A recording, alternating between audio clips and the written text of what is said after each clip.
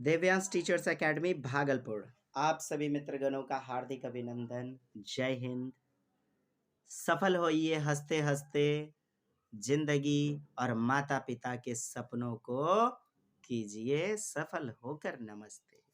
आइए मित्र, बहुत ही महत्वपूर्ण जनवरी 2021 के सीडीपी के क्वेश्चनों को देखेंगे। 30 महत्वपूर्ण सीडीपी के बाल विकास एवं शिक्षण शास्त्र के प्रश्नों को देखते हैं। पहला प्रश्न आपके स्क्रीन पर रहा ये, विविध पृष्ठभूमियों के अधिगमकर्ताओं को संबोधित करते हुए एक अध्यापक को विविध पृष्ठभूमि अर्थात वेरियस है बैकग्राउंड, वेरियस बैकग्राउंड जिस प्रकार बहुभाषिकता संसाधन के रूप में काम करती है, व्यक्तिक विभिन्नता को पॉजिटिव रूप में लेना चाहिए, ठीक उसी प्रकार से एक समावेशी कक्षा में विविध पृष्ठभूमि, अलग अलग बुद्धि लब्धि के बच्चे, सृजनशील बच्चे, प्रतिभाशाली बच्चे, मंद बुद्धि बच्चे, सामान्य बुद्धि लब्धि के बच्चे, अर्थात घपाक घपाक सीखने वाला, लुसुर लुसुर सीखे वाला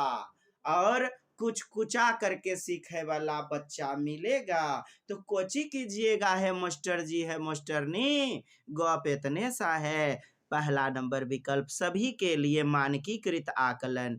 क्या मानकीकृत स्टैंडर्ड यानी सही जो सच सत्यता की कसौटी यानी कि अंतरराष्ट्रीय मापदंड, जैसे सेंटीमीटर में मापना, जैसे केजी, जैसे आपका लीटर, ये सब क्या है? मानक उपकरण है मापन के, मानक, ऑथेंटिक। तो जबकि बच्चा शुरुआती काल में अमानकीकृत मापन का प्रयोग करता है। एक बित्ता 4 अंगुर, रे तोर लंबाई 4 अंगुर, 5 हाथ 4 अंगुर, 20 डेग माप लिए, 20 कदम हो गया 1 कट्ठा जमीन। ये सब अमानक इकाई है दोस्त। धागा वगैरह से किसी चीज का नाप ले लेते हैं, ये सब अमानक इकाई है। अमानक इकाई अर्थात बच्चे करेंगे गलती, और गलतियां होती हैं सीखने के संसाधन। I want to say you that मानकीकृत जो होता है, ऐसा थोड़े है बच्चा गलतियां नहीं करेगा, स्टैंडर्ड टाइप का। तो मानकीकृत आकलन सबके लिए नहीं चलेगा, इस्तेमाल करना चाहिए, नहीं होगा हमारा। क्यों नहीं होगा दोस्त? आपकी समावेशी कक्षा है, इंक्लूसिव एजुकेशन है, इंक्लूसिव क्लास है, तो सारे पृष्ठभूमि के बच्चे, हर प्रकार का बैकग्राउंड का बच्चा पाया जाएगा। सभी मानकीकृत को नहीं ले जाएंगे ना, अर्थात मानक, स्टैंडर्ड, ऑथेंटिक ना। बच्चों को बाहरी दुनिया से, बाहरी वातावरण से स्वाभाविक रूप से, अर्जन के रूप से सीखने का मौका देंगे, एक्विजिशन के तहत। तो हमारा दोस्त यह हो जाएगा गलत। दूसरा, ऐसे कथनों का इस्तेमाल करना चाहिए जो नकारात्मक, निगेटिव रूढ़िबद्धता यानी रूढ़ियों से चली आ रही जो अवधारणा है, रूढ़िबद्धता, कंजर्वेशन, स्टीरियोटाइप और नकारात्मक दिया है, तो गलत चीजों को तो बच्चे को सिखाएंगे नहीं। यह होगा हमारा गलत।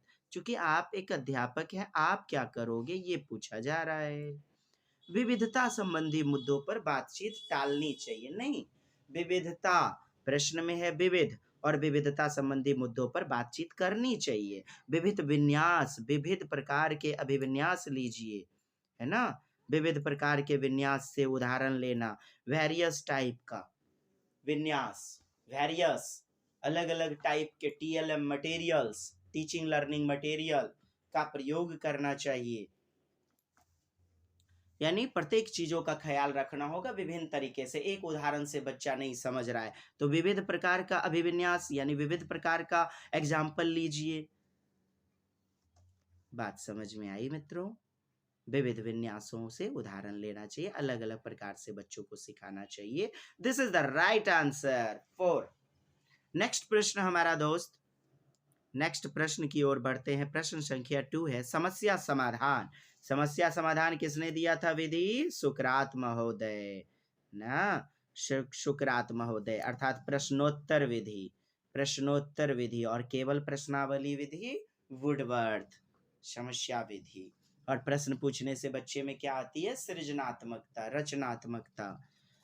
तो समस्या समाधान क्षमताओं को किस प्रकार सुसाध्य किया जाना चाहिए, किस प्रकार से बच्चे में डेवलप करना चाहिए? सुसाध्य, साध्य कर देना, बच्चों को उसके लायक, एबल बना देना। तो किस प्रकार किया जा सकता है कि बच्चा समस्या का समाधान कर पाए? समरूपों के इस्तेमाल को बढ़ावा देकर, समरूप माने एक जैसा, एक जैसी, जैसे सामाजिक समरूपता या सामाजिक सामंजस्य का सिद्धांत अल्बर्ट बंडूरा ने दिया है। एक जैसा प्रतिदर्श, एक जैसा मॉडल होना। चलचित्र में हीरो वगैरह फटलका जींस पहन लिए तो बच्चे भी क्या करते हैं? फटा हुआ एक्सीडेंटल जींस। बात बुझ रहे हैं? पूरा पैसा लेकिन जींस लेंगे आधा भंगा फुट्टा। हो। चलिए दोस्त, देखिएगा विद्यार्थियों में डर की भावना विकास करके कभी नहीं जाएंगे। दंड वगैरह, लगातार अभ्यास और कार्यान्वयन पर जोर देकर, लगातार अभ्यास अभ्यास अभ्यास, एक्सरसाइज करवाइए तो एक समय ऐसा आएगा बच्चा रटन तो हो जाएगा। अभ्यास को आप 99% केसेज में अपने विकल्प में उत्तर न बनाए दोस्त। कार्यान्वयन, अभ्यास और फिर उसको जो है ना क्रियान्वित करना, कार्य करना, माने डूइंग करना नहीं जाएगा। समस्याओं के हल हेतु अटल प्रक्रिया के इस्तेमाल को बढ़ावा देकर, अटल प्रक्रिया मतलब जिसका एकमात्र उत्तर आए, अटल जो टलेगा नहीं, जो बदलेगा नहीं, अर्थात सीमित कर रहे हैं दायरे को, जबकि प्रश्न वही अच्छे जिसके अनंत उत्तर हों, जो बच्चे को सोचने का, चिंतन करने का मौका को बढ़ावा देंगे। अटल प्रक्रिया आप देख रहे हैं, नहीं चलेगा अटल प्रक्रिया ना। बच्चे को विविध प्रकार के विविध प्रक्रिया करवाइए, ना कि एक जैसा प्रक्रिया करवाइए, अटल प्रक्रिया। आप सारी चिंतन किए प्रश्नों को बच्चों को दें, आप सारी प्रक्रिया करवाइए, खुले एवं अंत जिसे कहा जाता है, मुक्त अंत वाले, अर्थात डाइवर्जेंट थिंकिंग वाले प्रश्न, out of the box thinking वाले प्रश्न। जबकि ये अटल का मतलब आप जान रहे हैं, सीमित, रूढ़िबद्ध, अर्थात बंद अंत वाले, अभिसारी, कन्वर्जेंट थिंकिंग, उत्तल दर्पणीय चिंतन। इस कारण से दोस्त होगा गलत। एक ही प्रकार के उदाहरण से बच्चों को नहीं समझा पाएंगे। चूंकि अटल प्रक्रिया कहा जा रहा है, गलत हो जाएगा। हमारा उत्तर हो जाएगा 1 नंबर, समरूपों के इस्तेमाल को बढ़ावा देकर। अर्थात जैसे एक प्रश्न आपने करवाया बच्चे को, अब उसी पैटर्न पर आधारित करके दूसरा प्रश्न आपने दिया, तो समरूप एक जैसा पैटर्न पर आधारित करके दूसरा प्रश्न दिया, तो हो गया ना समरूप।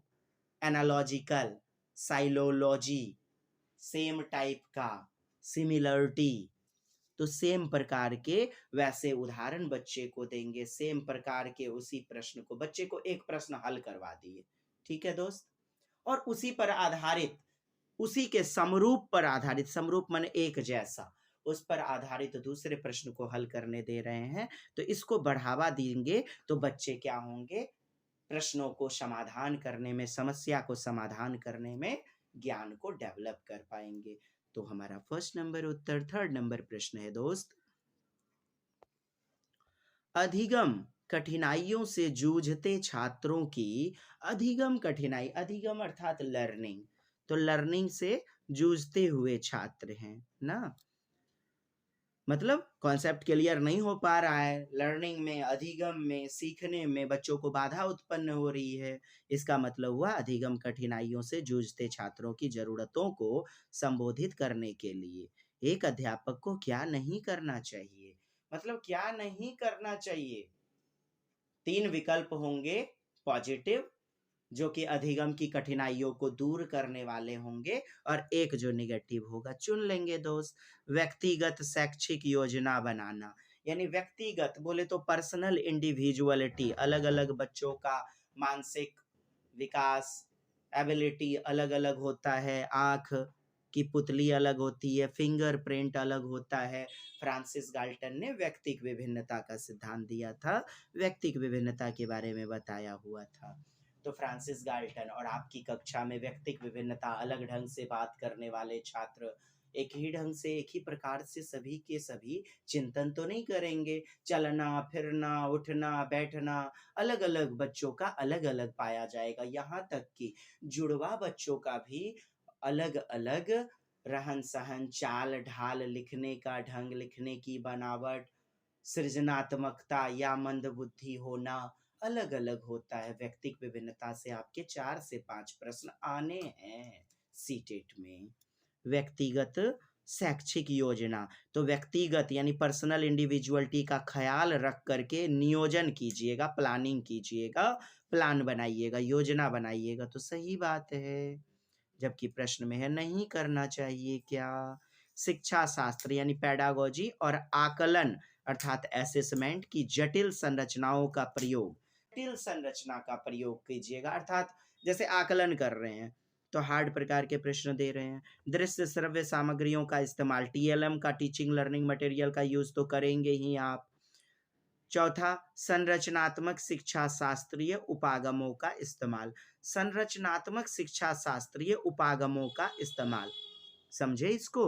देखिए, संरचनात्मक स्ट्रक्चरल शिक्षा शास्त्रीय पेडागोजिकल उपागम अप्रोच का इस्तेमाल कीजिएगा। संरचनात्मक शिक्षा शास्त्रीय अर्थात मूर्त से अमूर्त विधि, ज्ञात से अज्ञात विधि, स्थूल से सूक्ष्म विधि, अलग अलग प्रकार की संरचनात्मक शिक्षा शास्त्रीय उपागमों का इस्तेमाल, अप्रोच का प्रयोग करेंगे। अप्रोच, अलग अलग प्रकार के अप्रोच लेंगे बच्चे को समझाने के लिए। संरचनात्मक शिक्षा शास्त्रीय उपागम का इस्तेमाल, है ना।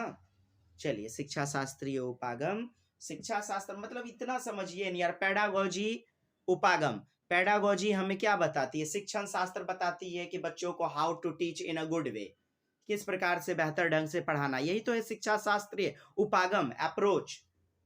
तो आप अप्रोच लेते हैं ना, बच्चों को उदाहरण दे करके तब नियम बताते हैं, तो इसका इस्तेमाल करते हैं आप। हटाइए संरचनात्मक को।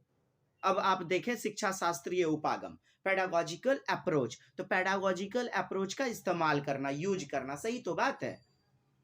बीएड में डीएड में आपको शिक्षण विधि बताई जाती है, शिक्षा शास्त्रीय उपागम बताए जाते हैं, तो 4 नंबर हमारा सही है। तो हमारा क्या हो जाएगा दोस्त, दूसरा कटेगा जो कि नहीं पूछा जा रहा है। सो 2 इज द राइट आंसर, शिक्षा शास्त्र और आकलन की जटिल संरचनाओं का प्रयोग। एक बात बताइए दोस्त, आपके प्रश्न भी रहते हैं, सरल प्रश्न रहते हैं, मध्यम रहते हैं और जटिल प्रकार के भी प्रश्न रहते हैं। बच्चों को यदि पाठ पढ़ाते हैं तो सरल शब्दावली से भेंट कराते हैं, प्रस्तुत करवाते हैं, फिर उसके बाद जटिल, तो सबका मिक्सअप होना चाहिए। रोज रोज यदि भात चावल रोटी दे दिया जाए खाने के लिए, जिंदगी उबाऊ बन जाएगी। अलग अलग चीजों का प्रयोग करवाना है, सामान्य देना है तो जटिल भी देना है। लेकिन यहाँ कह रहा है जटिल संरचनाओं का प्रयोग, आकलन की जटिल, हाँ, शिक्षा शास्त्र पेडागोजी का जटिल प्रकार का, कॉम्प्लेक्स टाइप का केवल प्रयोग कराने के लिए। यह तो गलत हो जाएगा ना दोस्त, केवल जटिल नहीं चलेगा। व्यक्तिक विभिन्नता की कक्षा में, समावेशी कक्षा में सारे बच्चों का ख्याल रखना है। जो सृजनात्मक बुद्धि के बालक होंगे, जिनका आईक्यू इंटेलिजेंस क्वोशेंट पाया जाएगा 130 130 प्लस, तो वो बच्चे तो आसानी से जटिल संरचनाओं को यानी हार्ड टाइप का जो भी क्वेश्चन होगा, जो भी बातें होंगी, जो भी कॉन्सेप्ट होंगे, उसको समझ लेंगे। हाँ, पेडागोजी के जटिल संरचना। लेकिन सारे बच्चे समझ पाएंगे क्या? तो मंदबुद्धि बच्चे, मूढ़ बालक, औसत बुद्धि के बालक, एवरेज इंटेलिजेंस 90 से 110 जो बुद्धि लब्धि पाई जाती है, तो वैसे बच्चे तो नहीं सीख पाएंगे। तो हमारा 2 नंबर उत्तर हो जाएगा। 4 नंबर प्रश्न देखेंगे दोस्त। 4 नंबर, सृजनात्मकता की पहचान यानी कि क्रिएटिविटी, हाँ, कंस्ट्रक्ट करना, ज्ञान का निर्माण करना, तभी तो बच्चे में सृजनात्मकता आएगी। सृजन करना, क्रिएटिविटी की पहचान का प्रमुख लक्षण क्या है, यानी कि किस प्रकार से दोस्त आप पहचान कर पाओगे कि यह बच्चा क्रिएटिव माइंड का है, सृजनशील माइंड का है। तो अति सक्रियता अर्थात वह काफी ज्यादा एक्टिव होगा, काफी ज्यादा एक्टिव होगा, सही बात है जी। हाँ, क्या मजाक चल रहा है? अति सक्रिय होगा, नींद में भी अति सक्रिय होगा। काटिए इसको। क्या सृजनात्मक बालक आप कभी कभी देखते हैं उनके जीवन में कोई समस्या आ गई, क्या उस वक्त भी वह सक्रिय है? तब तो वह बालक सृजनशील नहीं है। इससे कक्षा में आप सृजनात्मकता की पहचान नहीं करोगे। असतर्कता मतलब सतर्क नहीं है बालक, कॉन्सियस नहीं है। हो सकता है कोई घटना घटित हो गई होगी, हो सकता है कोई डिस्टर्बिंग एलिमेंट बेचारे के जिंदगी में, अखमुनिया कोई आ गई होगी, मंचुलिया आ गई होगी, कुछ सालों के लिए, कुछ दिनों के लिए बेचारा सतर्क नहीं है। तो क्या इससे पहचान करोगे? कम परिज्ञानता या कम बोधगम्यता, बोधगम्यता कम है तो यह भी निगेटिव है, यानी समझने की इंटेलिजेंसी।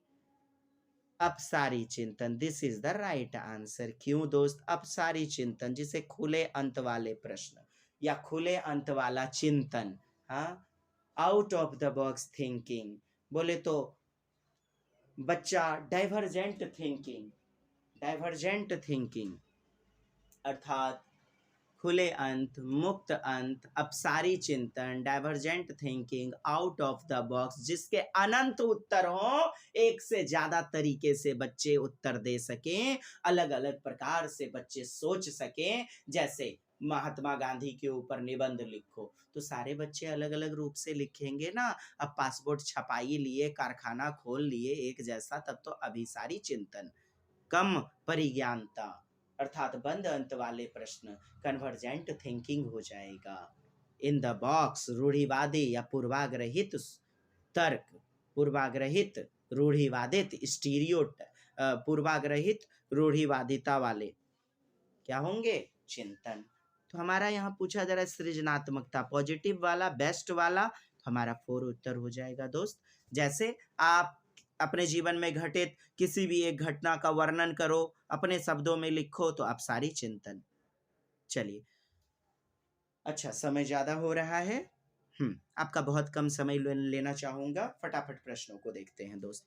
देखिएगा 5 नंबर प्रश्न, निम्न में से अध्यापन अधिगम यानी कि टीचिंग करने के लिए, लर्निंग करने के लिए सबसे प्रभावशाली इफेक्टिव माध्यम कौन सा है? सबसे ज्यादा इफेक्टिव, बाकी भी इफेक्टिव हो सकते हैं लेकिन बेस्ट खोजना है। बिना विश्लेषण के अवलोकन करना। देखें दोस्त, बिना विश्लेषण, विश्लेषण करने से क्या होता है, बच्चे पार्ट वाइज करके गुण और अवगुण को जान पाते हैं, एनालिसिस करते हैं। तो विश्लेषण तो करना अनिवार्य है। तो कहता है बिना विश्लेषण के केवल अवलोकन करना।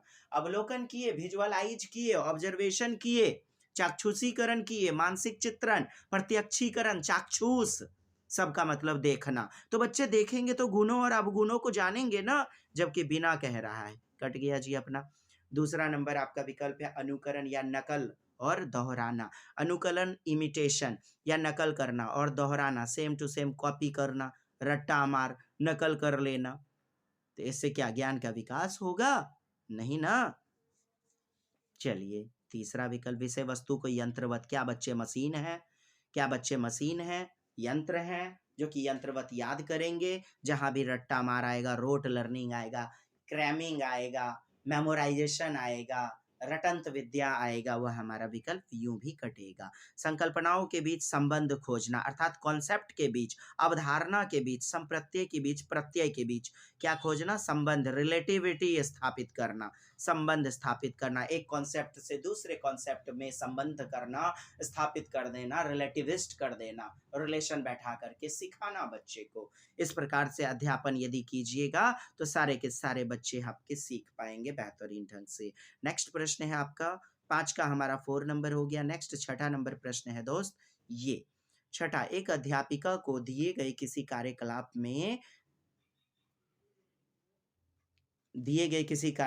में, मैंने कोई एक्टिविटी दिया गया अध्यापिका के द्वारा, तो छात्रों की विभिन्न त्रुटियों का विश्लेषण करना चाहिए, एनालिसिस करना चाहिए। क्यों करना चाहिए? क्यों? तो इसके आधार पर ज्यादा त्रुटियां करने वाले छात्रों को, क्या त्रुटि लक्ष्य है हमारा निकालना, बच्चे का अलग करना, तब तो भेदभाव उत्पन्न हो जाएगी बच्चे में। बच्चे हीन भावना से ग्रसित हो जाएंगे, बच्चे में पक्षपात होने लगेगा ना, चापाकल में जाकर के धौंस देना शुरू कर देगा, माने सुसाइड करना शुरू कर देगा। हमको भगवान ऐसा क्यों बनाया, हम क्या करें, मेरे से नहीं हो पा रहा है। और राम गोपालवा बेचारा मेरे क्लास में बहुत ज्यादा नंबर लाता है, ए ग्रेड आता है, तो वह अच्छा बालक है और मैं मंदबुद्धि बालक हूँ, तो इस प्रकार छात्रों से अलग कर सकती है। तो अलग करना कभी हमारा नहीं लीजिएगा सेंस। दूसरा, अधिगम केवल त्रुटियों के शोधन पर निर्भर है। अधिगम केवल त्रुटि यानी गलतियां होती हैं, त्रुटियों को दूर करते हैं, हाँ, इसी पर निर्भर है। अरे यार, अधिगम में त्रुटि हुई मतलब इससे यह भी स्पष्ट होता है कि शिक्षण विधि जो है वो अभी गलत हो सकती है। अध्यापक जो है ना, उसको उसकी शैली पढ़ाने की बेहतरीन नहीं है। अधिगम की व्यवस्था अर्थात शिक्षण संस्थाएं असफल हो गई पढ़ाने में, तो यह भी तो प्रकट होता है। घर पर माता पिता का दबाव पड़ रहा है, यह भी तो प्रकट हो सकता है त्रुटियों से। तो हमारा दूसरा नंबर केवल, और वैसे भी केवल ही, मात्र, हम, यह सब गलत होगा, जो कि आपको सीमित कर देते हैं वैसे प्रश्न। अभिसारी, कन्वर्जेंट, उत्तल दर्पणीय, तो वो गलत होगा दोस्त। तीसरा, इसके आधार पर वह दंड की मात्रा, दंड तो यूं भी आपका कट जाएगा जी, दंड नहीं देना है बच्चे को, धारा नंबर 17 कहती है राइट टू एजुकेशन 2019 के तहत, 2009। त्रुटियों की समझ अध्यापन अधिगम प्रक्रिया के लिए अर्थपूर्ण है, यानी कि अर्थपूर्ण है, मीनिंगफुल है। त्रुटियों से आप एक शिक्षक, आप एक अध्यापिका पता लगा पाते हैं आखिर बच्चे को समस्या कहाँ है। निदानात्मक, त्रुटियों को जान लेना क्या कहलाता है, निदानात्मक, और दूर कर देना, फिर त्रुटियों का उपचार कर देना क्या है, रिमेडियल, उपचारात्मक गतिविधि। उपचारात्मक गतिविधि, त्रुटि को जान लेना, त्रुटि को, रिक्ति को, गैप को पहचानना, यह है निदानात्मक, डायग्नोस्टिक, और कमी को दूर कर देना क्या है, रिमेडियल, उपचारात्मक। काफी प्रश्न इससे बनते हैं दोस्त। 4 is the right answer. 7 number प्रश्न देखिएगा, अधिगम की अभिप्रेरणा, मोटिवेशन, अभिप्रेरणा क्या है, मोटिवेशन, और बच्चों को पढ़ाने के दौरान अभिप्रेरणा करना चाहिए, अभिप्रेरित करना चाहिए, बोले तो प्रेरित करना चाहिए ना। अभिप्रेरणा, मोटिवेशन, अर्थात मोटिवेशन लैटिन भाषा के मोटम, मोटम से निकला हुआ है दोस्त। किस प्रकार कायम रखा जा सकता है अभिप्रेरणा को, तो बच्चों को बहुत आसान क्रियाकलाप दे करके, मैंने आसान क्रियाकलाप दीजिएगा यार, मुझे बताओ तो भारी वाला क्रियाकलाप कौन देगा। आप आसान क्रियाकलाप ही दोगे तो भारी वाला, जटिल वाला क्रियाकलाप कौन देगा। तो गलत, मिक्सचर होना चाहिए, बोले तो आसान जटिल सब होना चाहिए। यंत्रवत याद करना, I have already told you, बच्चा मशीन नहीं है। बच्चे को दंड देना, I have already told you. प्रवीणता अभिमुखी लक्ष्यों, यानी लक्ष्य बनाइए, बच्चे को छोटे छोटे लक्ष्य दीजिए। प्रवीणता अभिमुखी यानी बच्चा मैच्योर हो सके, अभिमुखी उसके ओर बच्चा अभिमुख हो, लक्ष्य पर जोड़ दीजिए। हाँ, प्रवीणता अभिमुखी अर्थात सृजनात्मक, प्रवीणता अभिमुखी, प्रवीणता, मैच्योरिटी, सोचने वाले, चिंतन करने वाले प्रश्न दीजिए बच्चे को, ताकि बच्चा प्रवीण हो सकेगा। तो वैसे अभिमुख लक्ष्य पर जोर दे करके 4 is the right answer. 8 number है हमारा, शर्मिंदगी, क्या शर्मिंदगी, तो शर्मिंदगी क्या, बच्चों को अधिगम हेतु अभिप्रेरित करने के लिए बहुत प्रभावशाली है। जैसे बच्चों को आप पक्षपात करते हैं, बच्चों को ए गधा कहीं का समझता नहीं है, बेहुदा बेशरम नालायक, तुम बार बार जो है ना फेल होते रहते हो, तुम्हारा कम नंबर आता है, इससे बच्चों में शर्मिंदगी महसूस होगी, तो बच्चों को क्या अभिप्रेरणा मिलेगी इससे, गलत बात है ना दोस्त। के अभाव को, के भाव को अध्यापन अधिगम की प्रक्रिया में बारंबार पैदा करना चाहिए। क्या बार बार पैदा करोगे शर्मिंदगी वगैरह तो सही होगा क्या, गलत होगा ना। बच्चे को तो भगवान की तरह समझना है दोस्त, बच्चे को बार बार मोटिवेट करते रहना है, शर्मिंदा नहीं महसूस करवाना है। शर्मिंदगी का संज्ञान से कोई संबंध नहीं, शर्मिंदगी का संज्ञान से, कॉग्निशन से कोई संबंध नहीं है। संज्ञान यानी कि कॉग्निशन से कोई संबंध नहीं है। क्या ये सही है दोस्त, गलत होगा ना। बच्चे जब फेल करते हैं तो क्या बच्चों को शर्मिंदगी नहीं महसूस होती है, तो संज्ञान उसका प्रभावित होता है कि नहीं, कॉन्सेप्ट उसका, कॉग्निशन, पढ़ाई लिखाई, तो बच्चा दृढ़ संकल्प भी लेता है, इस बार मैं बेहतरीन तैयारी करूंगा। तो प्रभावित कैसे नहीं होता है, संबंध कैसे नहीं है, संबंध है ना दोस्त।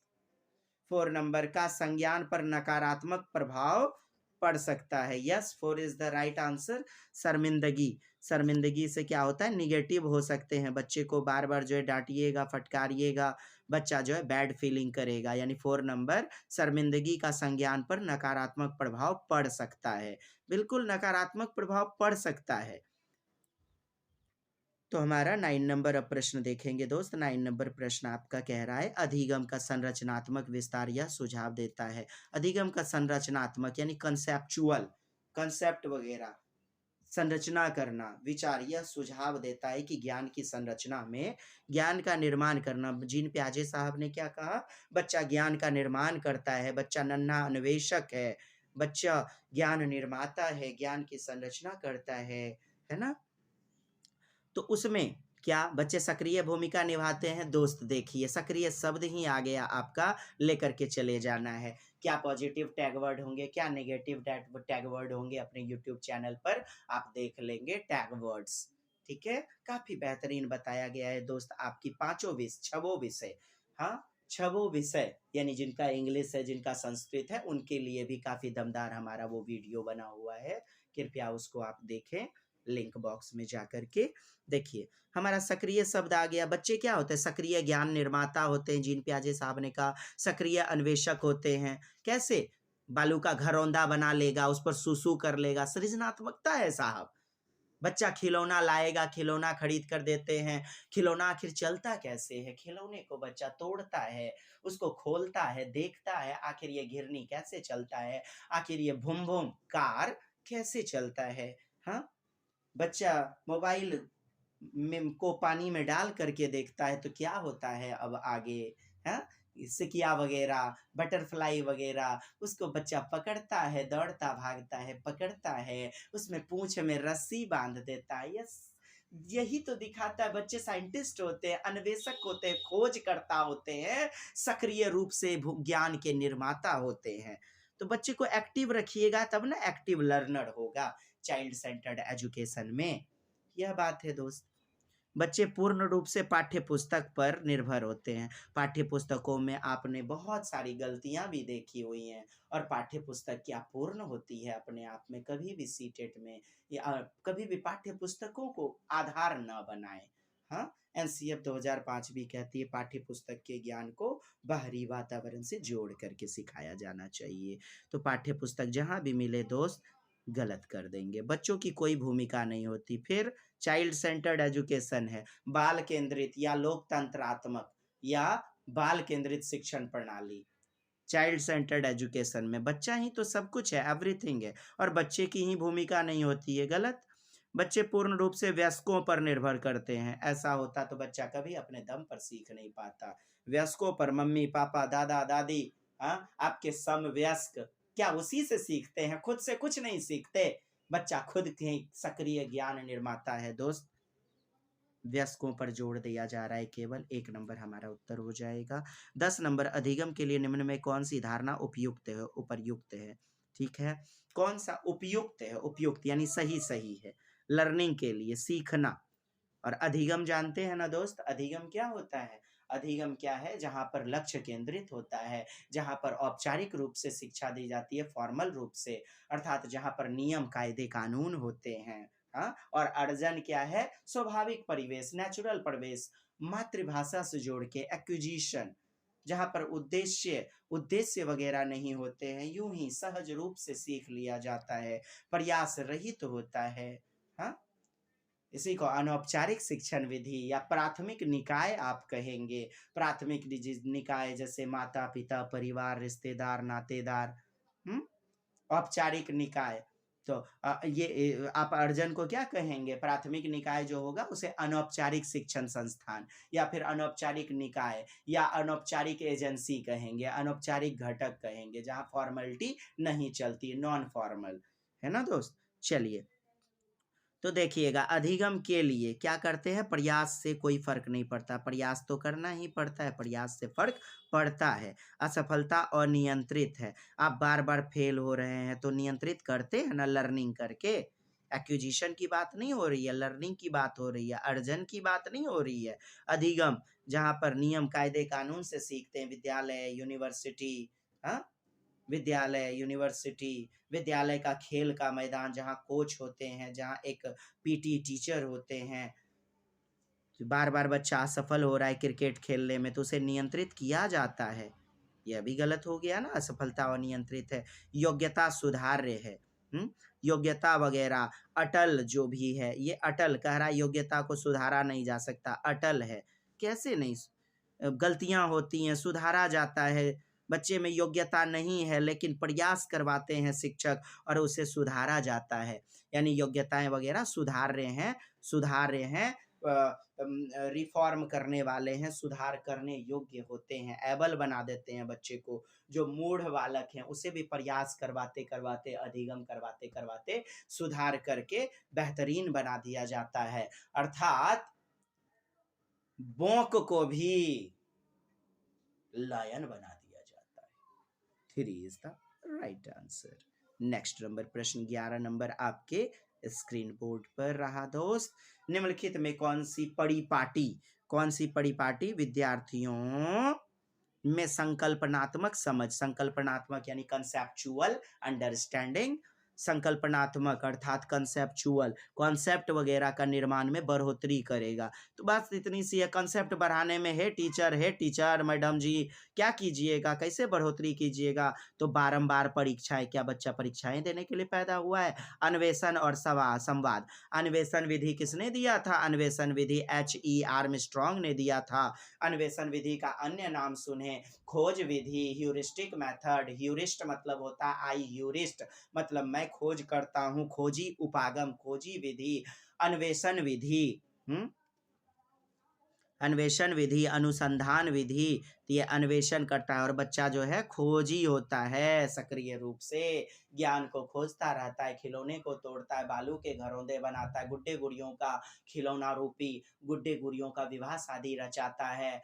हाँ, बुम बुम पर कभी बैठ जाएगा, बोड़ा वगैरह ले लेगा, बोड़ी वगैरह, हाँ, और बोड़ी पे बैठ जाएगा, पिप पिप बूम बूम ऐसे घिसटता जाएगा। टायर वगैरह ले लेगा, टायर देखे हैं, टायर ले लेगा डंडे से पीटता हुआ, और चल मेरा गाड़ी टिक टिक टिक। हाँ, तो गाड़ी वगैरह जो है बढ़ाते जाता है, टायर चक्का वगैरह जो है ना साइकिल का खोल करके जो पुराना हो जाता है उसको दे लेता है और एक लाठी ले लेता है। ये सब अन्वेषण ही तो है दोस्त। हाँ, तो अन्वेषण शब्द तो जहां आ जाए आपका उत्तर ही ले जाना है। H.E. आर्मस्ट्रॉन्ग ने संवाद, बच्चे जो है ना कम्युनिकेट करके, संप्रेषण करके बच्चे सीखते हैं, भाषा का विकास होता है, अन्य ज्ञान का विकास होता है एकीकृत उपागम के तहत। तीसरा, प्रतिस्पर्धा यानी कि कॉम्पिटेंसी अर्थात क्या आपका अरे यार क्या बोलते हैं अंग्रेजी में, प्रतिस्पर्धा करना यानी कॉम्पिटिटिव एग्जाम वगैरह के लिए, कंपटीशन वगैरह हीन भावना को भी जन्म देगी। कब दोस्त? कब? जैसे दुर्योधन को देखिए, जैसे भीम को देखिए, गदा के युद्ध में जब दुर्योधन जीत ना सका, उसने यमुना नदी में भीम को विष पिला करके डाल डाला। हाँ, उसी प्रकार आपकी कक्षा में हो सकता है एक बच्चा या एक बच्ची 1 नंबर 2 नंबर से बार बार फेल हो रही हो, सेकेंड डाउन आ जाती है, फर्स्ट डाउन रम खिलवना आ जाता है बेचारा, तो क्या होगा? वह उससे प्रतिशोध लेगा। इसीलिए प्रतिस्पर्धा को आप उत्तर न बनाए दोस्त सीटेट में। पाठ्य पुस्तक केंद्रित, पहले भी बता दिया, पाठ्य पुस्तकें भगवान नहीं है दोस्त, उसमें गलतियां भी रहती हैं और पूरी तरह से विस्तृत ज्ञान नहीं रहता है, सीमित भी होता है। 11 नंबर का हमारा 2 नंबर उत्तर हो गया। 12 नंबर देखिएगा, बच्चों को सीखने में कठिनाइयां होती हैं जब, कब कठिनाई होगी? अधिगम सामाजिक संदर्भ में हो, यानी कि सामाजिक परिदृश्य में जब होता है तब तो और अच्छी बात है। सामाजिक संदर्भ यानी समाज से जोड़ करके, समाज से रिलेट करके जब होता है तब तो और अच्छी तरह से होगा, कठिनाई थोड़े उत्पन्न होगी। विषय वस्तु को बहुरूपों में प्रस्तुत किया जाए, यानी कि बहुत सारे रूपों में, विविध विविध प्रकार का TLM मटेरियल, हाँ, अलग अलग प्रकार का उदाहरण बहुत रूप में प्रस्तुत किया जाएगा, तब तो बढ़िया बेहतरीन ढंग से सीखेगा ना। कठिनाई कब उत्पन्न होती है? वही निगेटिव टाइप का आपको ढूंढना है दोस्त। तीसरा विकल्प है आपका सूचना अलग अलग टुकड़ों में प्रस्तुत, अलग अलग टुकड़ों में प्रस्तुत की जाए। सूचना को क्या किया जाए, अलग अलग टुकड़ों में प्रस्तुत किया जाए। एक बात बताइएगा, अच्छा 4 नंबर है, वह आंतरिक रूप से अभिप्रेरित हो।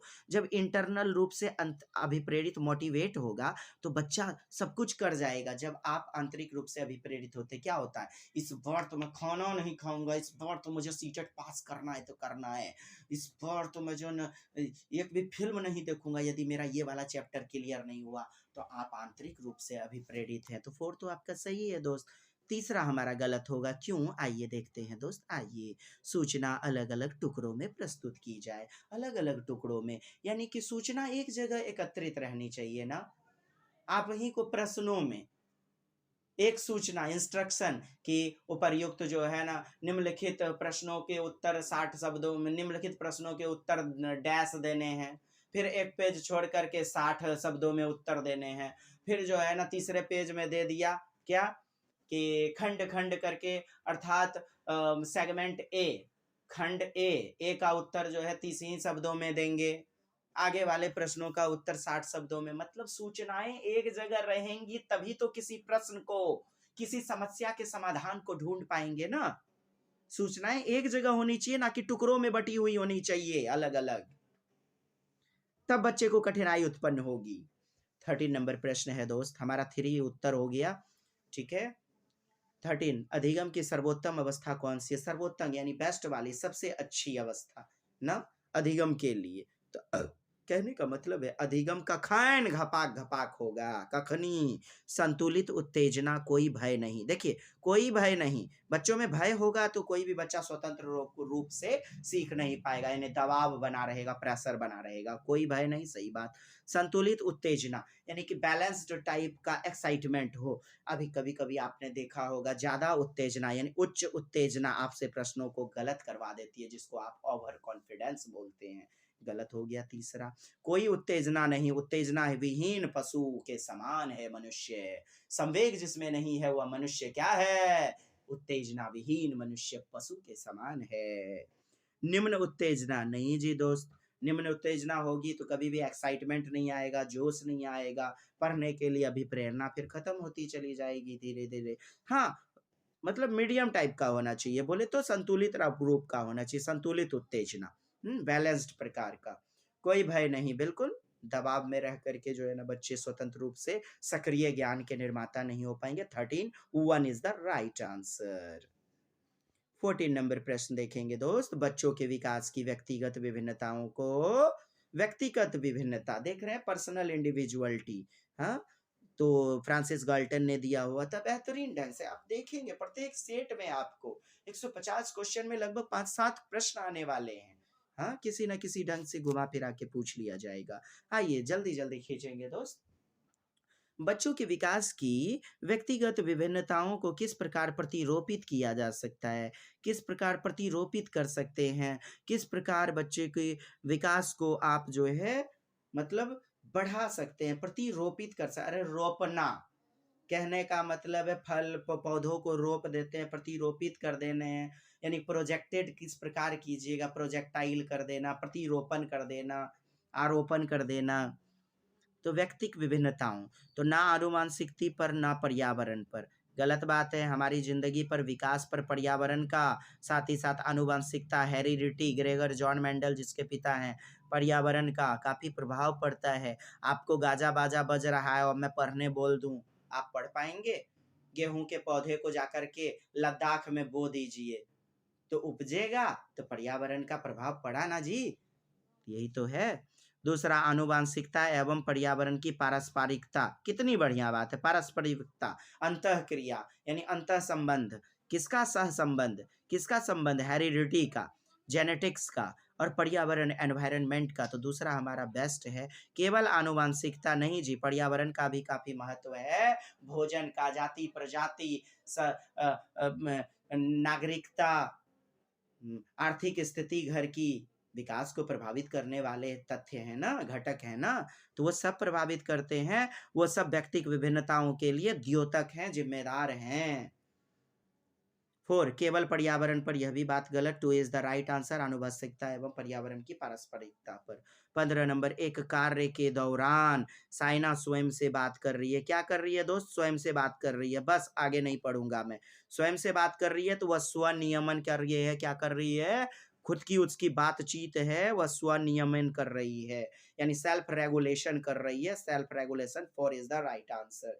देखिए दोस्त, आपको कई प्रश्न पूछे गए हैं कि खुद की बातचीत, हाँ, पियाजे के संदर्भ में, तो अहम केंद्रित वार्ता, अहम केंद्रित भाषा और आत्म केंद्रित वार्ता, ईगोसेंट्रिक लैंग्वेज। और वाइगोट्स्की, लेव सेमियोनोविच रसियन, वाइगोट्स्की के अनुसार इसी को निजी भाषा या व्यक्तिगत वार्ता या व्यक्तिक वार्ता कहा जाता है, प्राइवेट स्पीच कहा जाता है। और बच्चे क्यों करते हैं खुद से बातचीत? अपने आप पर नियंत्रण करने के लिए, सेल्फ रेगुलेट करने के लिए, सेल्फ को, खुद को रेगुलेट करने के लिए, रेगुलेशन करने के लिए, अपने कार्य को दिशा प्रदान कर। 16 है दोस्त, मूल्यांकन पद्धतियों को, मूल्यांकन पद्धति यानी कि आपका परीक्षा लेने वाली बातें, यानी जांच करने वाली बातें, मूल्यों को जांचना, इवैल्यूएशन पद्धति का लक्ष्य क्या होना चाहिए? हाँ, याद रखें कि कभी भी उच्च अंक प्राप्त करना, बच्चे में वर्गीकृत प्रवीणता, हाँ, बच्चों में भेदभाव करने वाली बातें, यह सब हमारा उत्तर कभी नहीं होगा। देखें, मूल्यांकन पद्धति। हे शिक्षक, आप क्यों मूल्यांकन करते हैं? यही बात है प्रश्न का सेंस। विद्यार्थियों की जरूरतों एवं आवश्यकताओं की पहचान करना। This is the right answer. क्यों दोस्त? आवश्यकता, आखिर बच्चा क्यों नहीं समझ पा रहा है? मूल्यांकन करने के बाद एक टीचर यह जान पाता है, बच्चे का कम मार्क्स वगैरह आया तो बच्चे की क्या जरूरत है, आवश्यकता है, इसको टीचर को जानने में मदद मिलती है।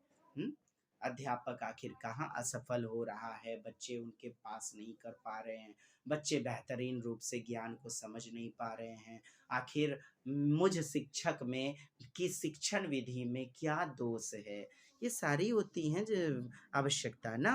तो खैर, विद्यार्थियों के संदर्भ में उनकी जरूरतों को पूरा करने का मौका मिलता है। 1 इज द राइट आंसर। पुरस्कार बांटने के लिए क्या यह लक्ष्य होता है? आप जब टीचर में भर्ती होगे तो यही लक्ष्य दोगे क्या? विद्यार्थियों को नामित करना, एडमिशन करने के लिए, गलत। योग्यता आधारित समूह में विभाजन, वर्गीकरण, सेपरेट करना, अलग करना, भेदभाव करना, गलत। 14 नंबर, एक गतिविधि, क्या एक गतिविधि के दौरान, यानी कोई प्रकार का एक्सपेरिमेंट है, गतिविधि है, उसके दौरान छात्रों को संघर्ष करते देख, यानी बच्चे कॉन्सेप्ट को नहीं समझ पा रहे हैं, बच्चे का क्रियाकलाप बढ़िया से नहीं हो पा रहा है, तो उसको देखते हुए अध्यापिका बच्चों के संकेत और इशारे जैसे क्या, क्यों, कैसे प्रदान करने का फैसला करती है। यानी कि क्या हो रहा है देखो, आखिर तुम कैसे नहीं कर सकते हो, कैसे देखो, क्यों आखिर ऐसा हुआ, हाँ, इसको जानने की कोशिश करो। प्रदान करने का फैसला लेती है। लेव वाइगोत्स्की के सिद्धांत के अनुसार अध्यापिका की वह योजना, अध्यापिका की वह योजना क्या कर रही है साहब? तो देखिएगा, इसके फोल्डिंग कहते किसको है? सबसे पहले देखेंगे इसके फोल्डिंग। शिक्षिका क्या कर रही है? शिक्षिका क्या, कैसे, क्यों, हाँ, मतलब थोड़ा सा सपोर्ट कर रही है बच्चों को, और बच्चे खुद से सीख पा रहे हैं। तो यह क्या है? पाढ़ निर्माण, ढांचा निर्माण, मचान निर्माण, आधारभूत संरचना निर्माण, जिसे कहते हैं आप स्कैफोल्डिंग, अर्थात ZPD, zone of proximal development, निकटस्थ विकास का क्षेत्र, और पाढ़ निर्माण एक ही चीज है, लेकिन अंतर इतना है, जेडपीडी में अस्थाई मदद होती है, परमानेंट, और पाढ़ निर्माण में, स्कैफोल्डिंग में अस्थाई मदद, टेम्पररी हेल्प। देखिए, अब समझते हैं। बच्चे का खुद का प्रयास, बच्चा बहुत सारी चीजें खुद से सीख सकता है, और समवयस्कों का प्रयास यानी दूसरे, जैसे अध्यापिका यहाँ क्लू दे रही है, हिंट्स दे रही है, खोजने का अवसर दे रही है, क्या, क्यों, कैसे बोल करके, पूरा नहीं बता रही है। अब खुद का प्रयास एक्चुअल डेवलपमेंट और समवयस्कों का प्रयास अर्थात पोटेंशियल डेवलपमेंट, इन दोनों के बीच के खाली क्षेत्र को कहते हैं जेडपीडी। यदि टेम्पररी होगा तो, यदि परमानेंट होगा तो, अस्थाई मदद होगा तो, और यदि हम अस्थाई मदद दे रहे हैं तो उसी को स्कैफोल्डिंग कहेंगे, पार निर्माण, ढांचा निर्माण या मचान निर्माण। और केवल टीचर यदि मदद कर रही है तो सहारा देना, बच्ची यदि खुद से कुछ कर ही नहीं पा रही है, विद्यार्थी खुद कुछ नहीं कर पा रहा है तो उसी को कहेंगे सहारा देना। तो हमारा यहाँ दोस्त हो जाएगा अधिगम के लिए पाड़ या आधारभूत संरचना का काम करेगी। 1 नंबर क्यों नहीं चुने सर? यार देखते पता चल गया, छात्रों में प्रत्याहार निकास यानी कि प्रवृत्तियां पैदा करेंगे, यानी कि प्रत्याहार वगैरह प्रवृत्ति पैदा करेंगे। प्रत्याहार निकास करना यानी कि क्वेश्चन के आंसर डायरेक्ट हल कर देना, समझना कि नहीं समझना डजंट मैटर। अधिगम की प्रक्रिया में अर्थहीन होगी, क्यों भाई? सार्थक होगी ना, मीनिंगफुल होगी। गलत बात। बच्चों को अधिगम के लिए अनुप्रेरित, निष्प्रेरित करेगी। अनुप्रेरित करेगी या निष्प्रेरित करेगी? निष्प्रेरित कैसे करेगी भला? बच्चों को खोजने के लिए प्रेरित करेगी ना, एक्टिवेट करेगी ना। निष्प्रेरित गलत हो जाएगा, यानी डीएक्टिवेट करना। बच्चा सक्रिय ज्ञान निर्माता है, बच्चे को प्रेरित करिएगा ना कि निष्प्रेरित कीजिएगा। तो हमारा दोस्त 4 नंबर उत्तर हो गया। 17 नंबर प्रश्न का 4। 18 नंबर प्रश्न देखेंगे मित्र। खेल के दौरान, एक खेल क्रिया के दौरान चोट लगने पर क्या होता है दोस्त? चोट लगने पर रोहन रोने लगा। यह देखकर उसके पिता ने कहा, लड़कियों की तरह व्यवहार ना करो, लड़के रोते नहीं है। पिता का यह कथन लिंग पूर्वाग्रह से ग्रसित है। यह ग्रस कैसा है? लिंग पूर्वाग्रह। यार सीधी सी बात है, लड़का नहीं रोता है क्या? लड़का नहीं रो सकता है क्या? आपको जेंडर स्टीरियोटाइप यानी कि जेंडर बायस, लिंग पूर्वाग्रह से प्रश्न आने हैं, 1 से 2 प्रश्न बिल्कुल। तो आपको ऐसे प्रश्न का चुनाव करना है, विकल्प में देखें आप या फिर क्वेश्चन में देखें कि क्या पूर्वाग्रह हो रहा है, पक्षपात हो रहा है, रूढ़िवादिता हो रही है, भेदभाव हो रहा है। तो हमारा उत्तर आप देख लेंगे, जैसे कि एक लड़की को गृह विज्ञान पढ़ना चाहिए, लड़के को गणित पढ़ना चाहिए, साइंस पढ़ना चाहिए, लिंग पूर्वाग्रह से ग्रसित है। एक लड़की को घर का काम करना चाहिए, लड़के को बाहर कमाने जाना चाहिए या बाहर के काम काज में हाथ बटाना चाहिए, तो यह लिंग पूर्वाग्रह से ग्रसित है। तो पिता का यह कथन किससे है? लैंगिक रूढ़िवादी को चुनौती देता है। चुनौती देता है, अच्छी बात कर रहा है क्या?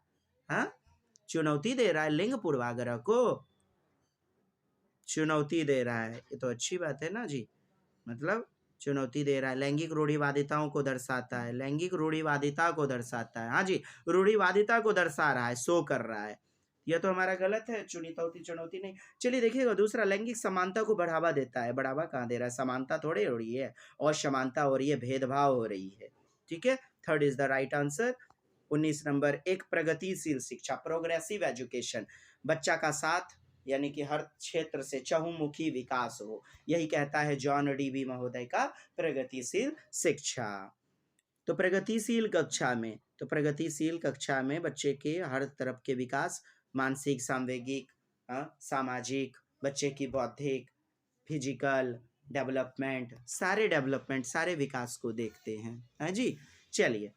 तो एक ज्ञान की संरचना के लिए प्रचुर मौके प्रदान करने चाहिए। यस, ज्ञान का संरचना के लिए ज़्यादा से ज़्यादा मौका, अवसर प्रदान करवाइए, अपॉर्चुनिटी प्रदान करवाइए। मौका यानी अवसर, और जहां मिला अवसर मार दीजिए छक्का। विद्यार्थियों को उनके अकादमिक यानी एकेडमिक अंक वगैरह, मार्क्स वगैरह को आधार न बनाइए कभी सीटेट के उत्तर के लिए, गलत होगा। अध्यापक को अटल पाठ्यक्रम यानी कि एक निश्चित रूप से जो भी सिलेबस होगा उसी का पालन करना चाहिए।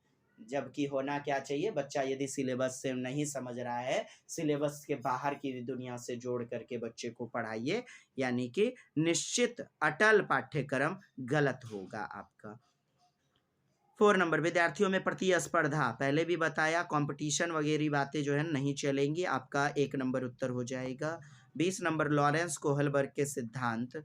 लॉरेंस कोहलबर्ग का जो सिद्धांत है दोस्त, किसी कार्य को इसीलिए करना क्योंकि दूसरे इसे स्वीकृति देते हैं। दूसरे क्या देते हैं? स्वीकृति देते हैं, इसलिए उसको हम कर रहे हैं। तो यह क्या दर्शाता है? उत्तर प्रथागत, यानी सबसे पहले तो आप देखें जो आपका कोहलबर्ग है, कन्वेंशनल अर्थात परंपरागत अवस्था, और प्री कन्वेंशनल, प्री कन्वेंशनल पूर्व परंपरागत अवस्था 4 से 10 वर्ष, 4 से 10, और कन्वेंशनल यानी कि प्रथागत अवस्था, प्रथागत या परंपरागत रूढ़िबद्ध अवस्था जो कि 10 से 13 वर्ष चलती है। और फिर post conventional stage, post conventional उत्तर परंपरागत अवस्था, उत्तर परंपरागत या उत्तर प्रथागत अवस्था, यह दिया गया है आपका। ये 13 से 16 वर्ष की उम्र तक चलता है। अब देखिए, जैसे प्रथागत यानी कि जैसे प्रथा पूर्व यानी प्री कन्वेंशनल, तो इसको 2 भागों में बांटा गया है। क्या? सबसे पहला आपका जो है सबसे पहला आपका दंड क्या, यानी बच्चे अनुशासन में रहते हैं दंड के कारण, दंड, पनिशमेंट एंड अवार्ड ओरिएंटेशन, बोले तो दंड एवं पुरस्कार अभिविन्यास। और फिर दूसरा सापेक्षतावादी इंस्ट्रूमेंटल ओरिएंटेशन, सापेक्षतावादी दंड एवं पुरस्कार की अवस्था होती है। दंड एवं पुरस्कार, जैसे कजली बेचारी कभी नहीं बांटना चाहेगी, 3 गो डेयरी मिल्क दिया पापा जी, ही नहीं बांटेगी अपने भाइयों बहनों में।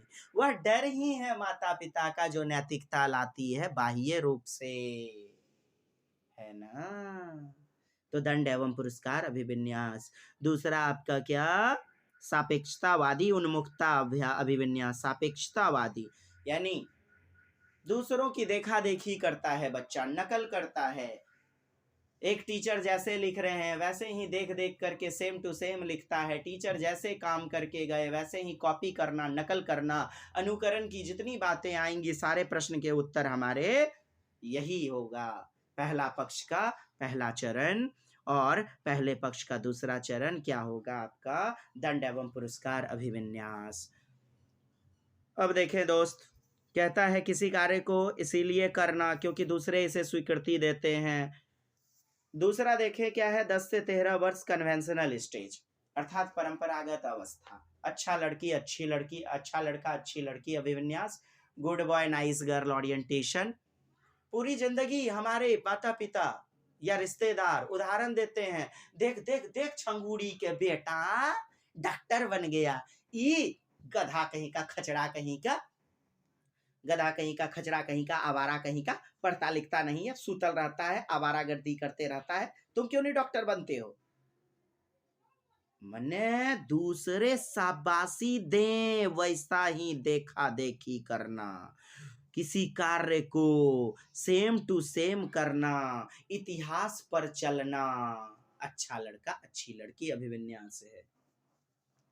और इतिहास को खुद बनाना कि सारे लड़के लड़कियां डॉक्टर ही बनेंगे, मैं बनूंगा इंजीनियर, मैं बनूंगा साइंटिस्ट, अर्थात अनुकरण न करना, कानून अभिविन्यास है दूसरे चरण की दूसरी अवस्था।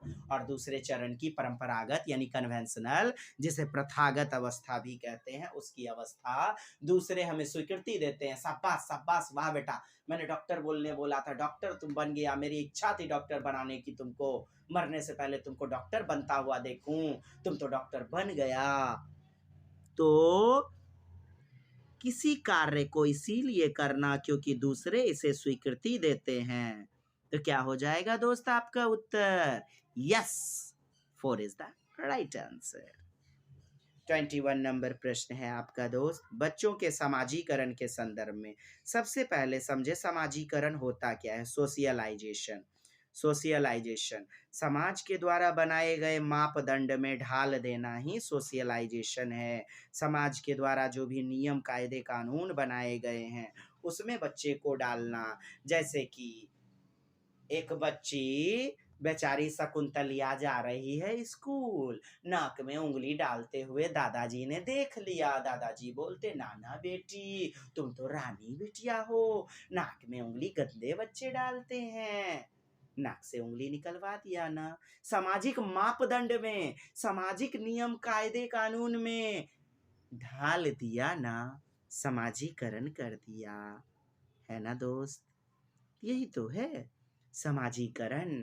चोरी करना बुरी बात है, गंदी बात है, दूसरों के घर में पत्थर डाल फेंक देना रात के अंधेरे में अच्छी बात है, होली के समय में किसी के घर के छत से सुसु कर देना अच्छी बात है। ये सारी गंदी बातें हमें बुजुर्ग बताते हैं, समाजीकरण करते हैं हम आज हमेशा हमारा।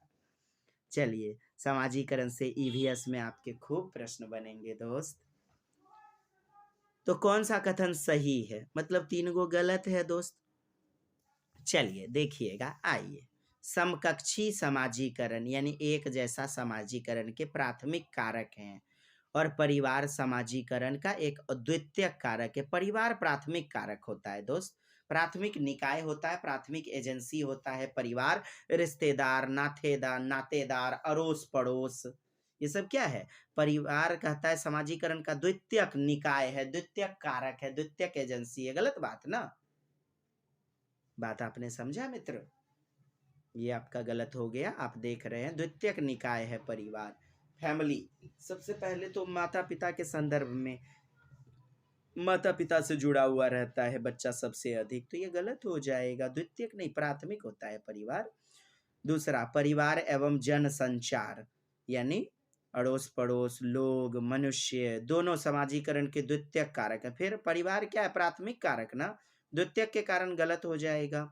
विद्यालय समाजीकरण का एक द्वितीयक कारक है। विद्यालय द्वितीयक कारक, मैं पहले भी बताया हुआ हूँ कि विद्यालय वगैरह क्या है, माता पिता के बाद, प्राथमिक निकाय के बाद आप द्वितीयक निकाय में जाते हैं, औपचारिक संस्थान जाते हैं, फॉर्मल एजेंसी ना। तो विद्यालय क्या है, समाजीकरण का द्वितीयक निकाय है, द्वितीयक है। और परिवार क्या है, एक प्राथमिक निकाय है। 3 इज द राइट आंसर। विद्यालय समाजीकरण का एक प्राथमिक कारक है, गलत। चलिए दोस्त, 22 नंबर प्रश्न देखेंगे। 22 नंबर कहता है, बहुबुद्धि का सिद्धांत जोड़ देता है, किस पर जोड़ देता है बहुबुद्धि, हार्वर्ड गार्डनर का सिद्धांत बहुबुद्धि का जान रहे हैं ना आप दोस्त। हार्वर्ड गार्डनर साहब का बहुबुद्धि सिद्धांत, जैसे कि आपका भाषिक बुद्धि सिद्धांत, जैसे कि आपका प्राकृतिक गणितीय बुद्धि पाया जाता है, गणितीय बुद्धि या तार्किक बुद्धि, लॉजिकल इंटेलिजेंस, जैसे भाषिक बुद्धि, सांगीतात्मक बुद्धि, सांगीतिक बुद्धि, जैसे आपका अंतरावैक्तिक अंतःवैक्तिक बुद्धि।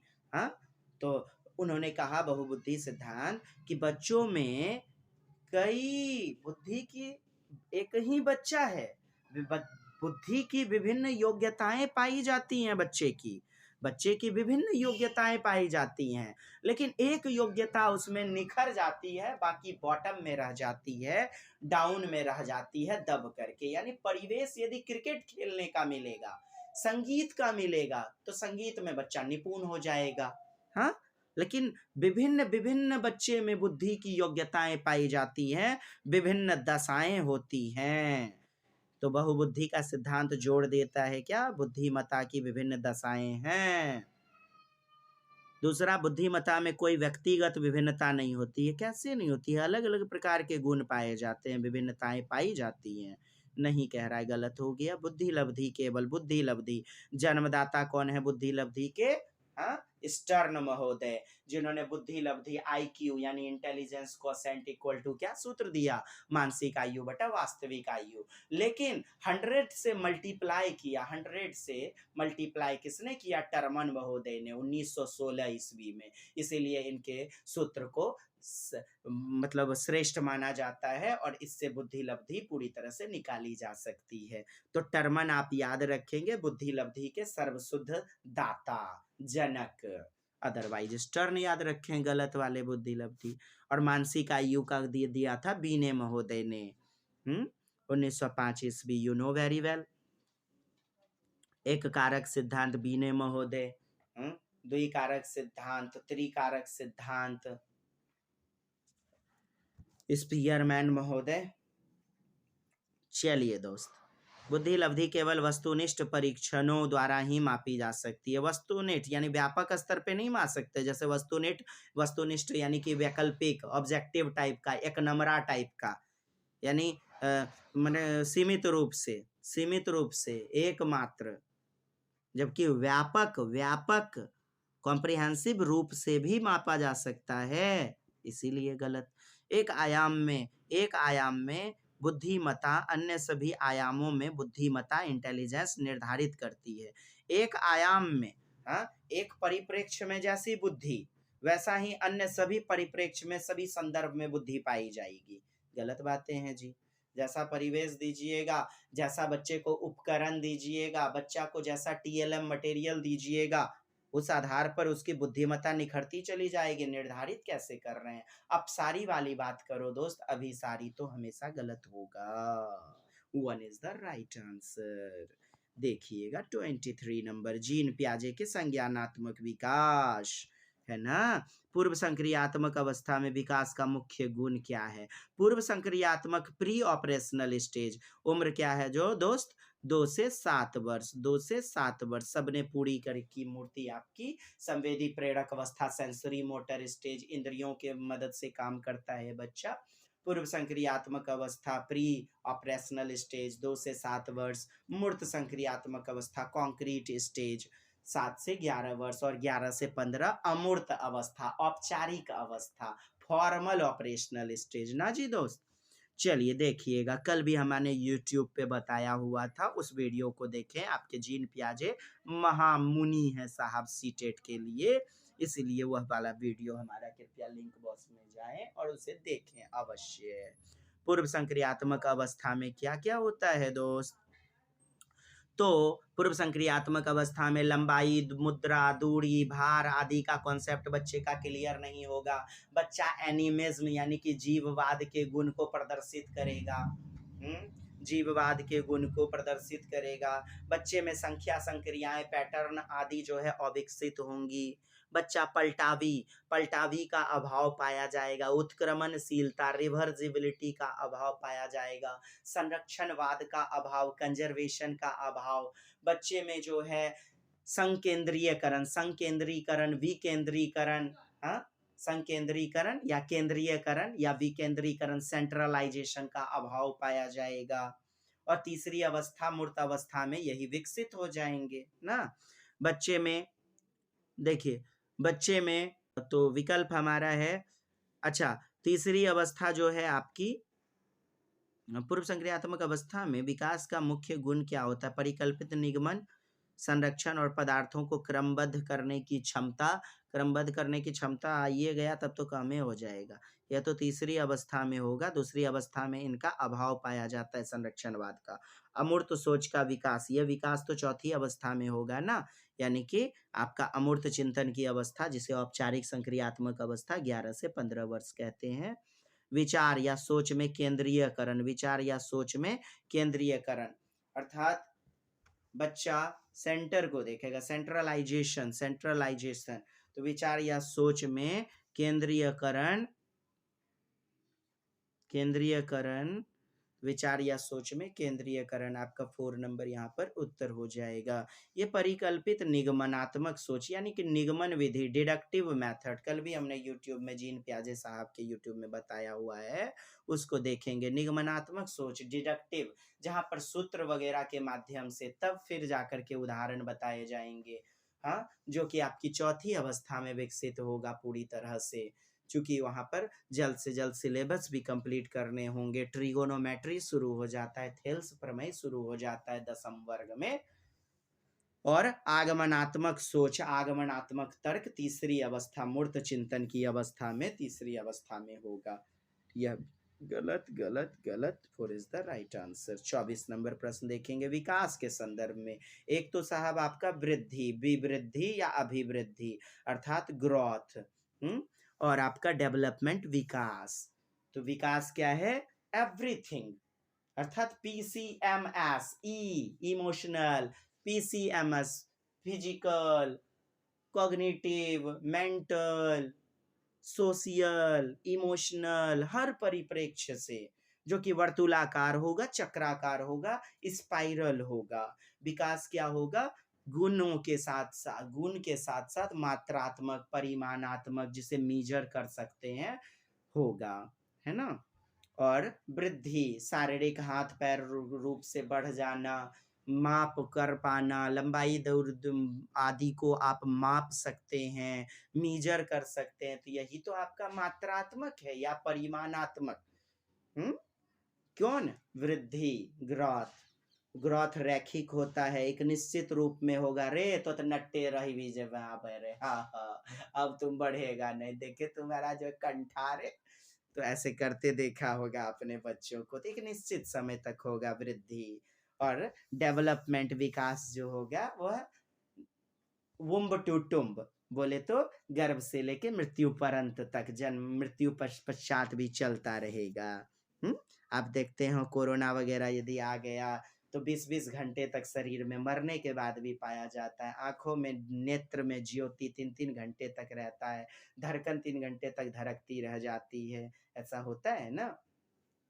तो मृत्यु पर्यंत भी चलते रहता है विकास। हाँ, हाथ के बाल बढ़ना, नाखून बढ़ना, तो विकास है। तो अब देखिए दोस्त, वृद्धि और विकास के चैप्टर को जरूर पढ़ेंगे, काफी दमदारी के साथ 4-5 प्रश्न आपके आएंगे पांचों विषय को मिला करके। कथन सही कौन सा है? विकास केवल बाल्यावस्था के दौरान केवल लग गया, गलत बात है। शैशवावस्था में भी तो होता है, कि मतलब किशोरावस्था में, शैशवावस्था में, वृद्धावस्था में भी तो होता है। ये तो जीवन पर्यंत चलता है ना, इसीलिए गलत। विकास बहुआयामी होता है, यानी कि विकास जो है ना मल्टी टाइप का, यानी हर क्षेत्र में होता है। तो याद रखेंगे PCMS, यानी फिजिकल शारीरिक, कॉग्निटिव मानसिक, मेंटल मानसिक, हाँ, संज्ञानात्मक कॉग्निशन, मेंटल मानसिक बौद्धिक, और S से सोशल, E से इमोशनल टाइप का। यानी कि हर परिप्रेक्ष्य में होता है, मल्टी होता है, बहुआयामी होता है। सही बात है जी। विकास की दर सभी संस्कृतियों में सभी के लिए समान होती है। विकास की दर, रेट, यानी कि समान होती है। कोई ज़्यादा लंबा हो जाता है, कोई छोटा ही नाटा ही रह जाता है। किसी का बौद्धिक विकास जो है ना ज़्यादा हो जाता है, कोई मूढ़ बालक रह जाता है। तो समान कैसे हुआ दोस्त? 3 नंबर गलत। 4 नंबर, विकास केवल विद्यालय में, क्यों बाहर से बच्चा नहीं सीखता है? 2 is the right answer. 25 number, लेव वाइगोत्स्की का सामाजिक सांस्कृतिक, यानी कि सोशियो कल्चरल इंटेलिजेंस थ्योरी, परिप्रेक्ष्य पर्सपेक्टिव, उसका अधिगम प्रक्रिया में डैश के महत्व पर जोर देता है। तो किसके महत्व पर जोर दे रहा है? वाइगोत्स्की आ गया। वैसे भी आंख बंद कीजिएगा और मार दीजिएगा सांस्कृतिक उपकरण, यानी कि सब सामाजिक परिदृश्य में ना जी दोस्त। 26 नंबर प्रश्न है आपका, जीन पियाजे अपने संज्ञानात्मक विकास के सिद्धांत में संज्ञानात्मक संरचनाओं को डैश के रूप में वर्णित करते हैं। कौन? जीन पियाजे महोदय। जीन पियाजे महोदय दिया गया है। और आप जानते हैं जीन पियाजे ने स्कीमा दिया है, मनोबंध जिसे कहते हैं, यानी कि कार्य करने का ढंग। Packet of information is called schema. और बहुत, जैसे एक प्रश्न आता है, एक बच्ची रूटीन के आधार पर जूते पहनती है, कॉपी किताब बस्ते में रखती है, स्कूल ड्रेस पहनती है, वह क्या कर रही है? स्कीमाज कर रही है। स्कीम्स, एस लगा देंगे, प्लूरल बना देंगे। ठीक है दोस्त, एक काम तो है नहीं, प्लूरल बना दीजिए स्कीमाज, चूंकि आपको स्कीमा भी रहता है विकल्प में। चलिए दोस्तों, कार्य करने का ढंग, जैसे यह मोबाइल है, मोबाइल को आप ऐसे ऐसे स्लाइड करते हैं, ऐसा नहीं, अपने मनों से आ जाएगा। अनमोन जतरे, हाँ, अनमोन जतरे नहीं आ जाएगा, मने बकोटी बकोटी के अपने मने नहीं आ जाएगा। है ऐसा थोड़े होता है। मतलब स्लाइड कीजिए मोबाइल को, जो चीजें आएंगी वही चीजें दोबारा आएंगी। माने कार्य को व्यवस्थित ढंग से, गृह सूचना, मतलब कार्य सूचना, कार्य को करने का तरीका स्कीमा कहलाता है। जीन पियाजे ने दिया। ये समीपस्थ विकास का क्षेत्र जेडपीडी, ये तो आपका दिया गया है।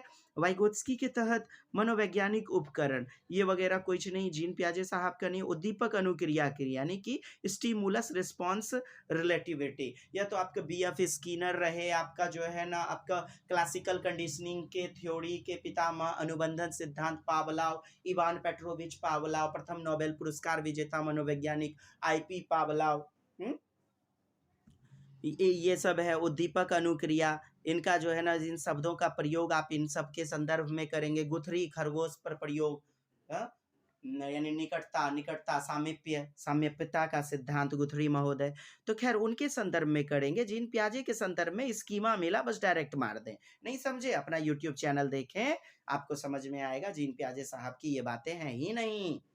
चलिए दोस्त, आगे आपका जो है 27 नंबर, एक समावेशी कक्षा इंक्लूसिव एजुकेशन में क्या करते हैं, सबका साथ सबका विकास, यानी कि सबका ख्याल रखते हैं। समावेशी कक्षा किसे कहते हैं, जॉन डीवी महोदय की। एक ही छत के नीचे उच्च वर्गीय परिवार, निम्न जाति वर्गीय परिवार, हाँ, दिव्यांग बालक, विशिष्ट बालक, सारे बच्चों को, सामान्य बालक, सारे बच्चों को एक ही छत के नीचे पढ़ाते हैं। इससे क्या होता है समावेशी कक्षा से, अरे यार बच्चा एक साथ बैठेगा, सौहार्दता बढ़ेगा, राष्ट्रीयता, एकता, अखंडता, भाईचारा, बंधुत्वता, हाँ, बच्चा सामाजिक गुणों को सीखेगा, सहयोगात्मक कोलैबोरेटिव लर्निंग को बढ़ावा देगा। जहां सहयोगात्मक शब्द आता है आपका उत्तर लेके जाता है सीटेट।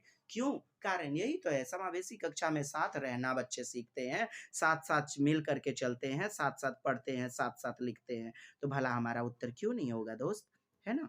चलिए दोस्त, एक समावेशी कक्षा पर जोड़, डैश पर जोड़ होना चाहिए। सामाजिक पहचान के आधार पर छात्रों के अलगाव, यानी कि समाज का पहचान, वह बच्चा फला है, वह फलना फलना जाति से है, वह बच्चा जो है ना गरीब वर्ग परिवार से, उसका पहचान हो गया, सामाजिक पहचान। अब उस आधार पर छात्रों में अलगाव यानी वर्गीकरण कर देना, क्लासिफिकेशन कर देना, गलत बात है।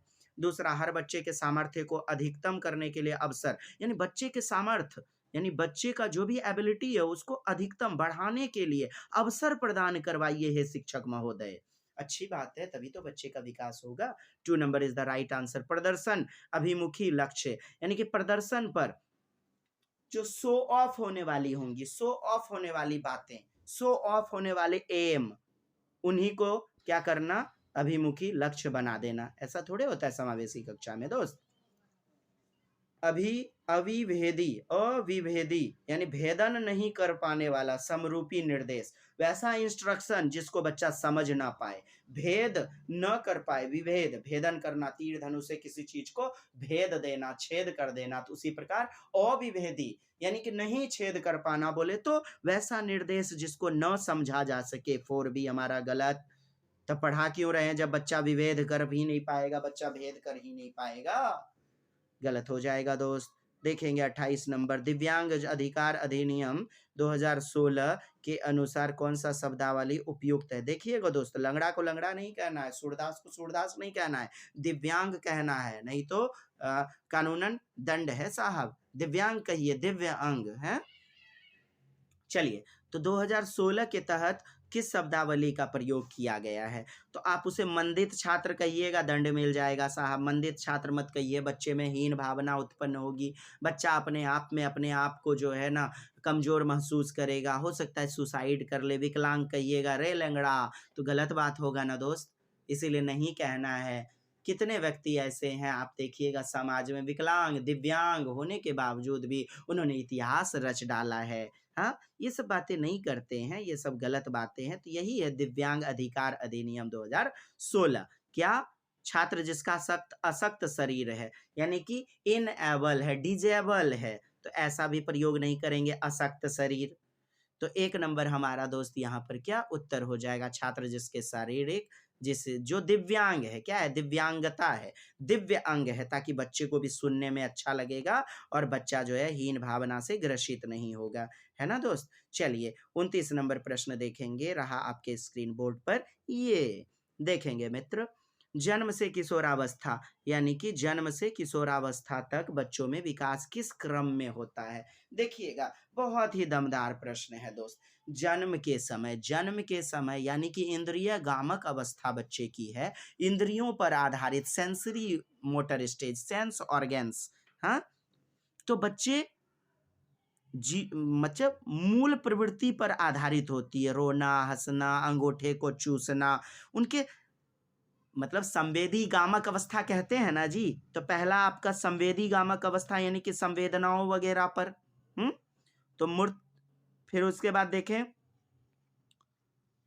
हाँ, बाल्यावस्था, संवेदी गामक अवस्था के बाद बाल्यावस्था।